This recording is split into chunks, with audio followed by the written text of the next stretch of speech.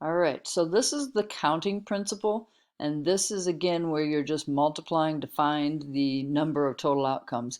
I often call these Subway problems. If you go to Subway, you have choices of bread, choices of cheese, toppings, and then all kinds of other choices too. There's actually millions of combinations of Subway sandwiches that you could order, but you need to multiply the between choices. So in this problem, we've got Brunette College offers 4 math classes, 2 science classes, 3 language classes, and 5 art classes.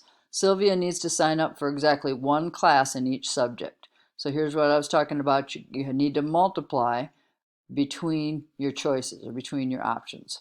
So how many different combinations of classes does Sylvia have to choose from? Well, 4 times 2 times 3 times 5, and you can do that in a little different order and get a 10. So 10 times 12 should be 120 total options that Sylvia has. Carlos is almost old enough to go to school. Based on where he lives, there are 6 elementary schools, 3 middle schools, and 2 high schools that he has the option of attending. How many different education paths are available to Carlos? Assume that he will attend only one of each type of school. Okay, so just like the last time, the only time you'll have something different, sometime they might ask you what is the probability. So you've got to find the total number by multiplying and then find the probability of that happening.